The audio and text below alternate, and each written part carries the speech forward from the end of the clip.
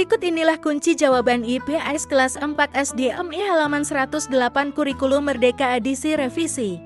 Dalam artikel ini, terdapat kunci jawaban soal yang ada pada halaman 108 bab 5 ini khas daerahku. Kunci jawaban ini digunakan sebagai panduan dan pembanding oleh orang tua untuk mengoreksi pekerjaan anak.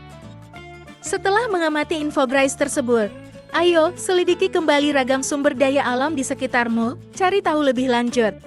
1. Bagaimana sifat sumber daya alam yang ada di daerahmu? 2. Bagaimana sebaiknya cara memanfaatkan sumber daya alam sesuai dengan sifat dan ketersediaannya? Gambar cahaya matahari, air. Sifat sumber daya alam jumlahnya berlimpah, namun beberapa dapat rusak kualitasnya. Cara memanfaatkan sumber daya alam sesuai dengan sifat dan ketersediaannya perlu dijaga dan bijak menggunakan. Gambar hewan. Sifat sumber daya alam jumlahnya terbatas, beberapa jenis dapat habis atau punah. Cara memanfaatkan sumber daya alam sesuai dengan sifat dan ketersediaannya perlu dibudidayakan dan dijaga. Gambar minyak bumi, gas bumi, batu bara. Sifat sumber daya alam jumlahnya terbatas dan tidak dapat diperbarui. Cara memanfaatkan sumber daya alam sesuai dengan sifat dan ketersediaannya bijak dalam penggunaan. Gambar tanaman.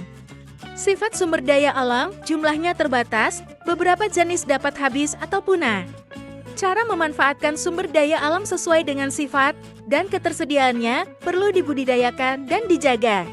Gambar hasil laut.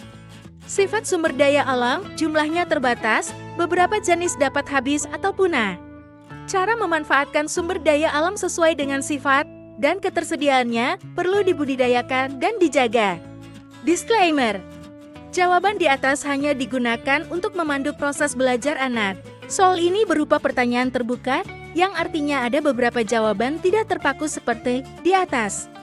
Download Tribun X sekarang, menghadirkan lokal menjadi Indonesia.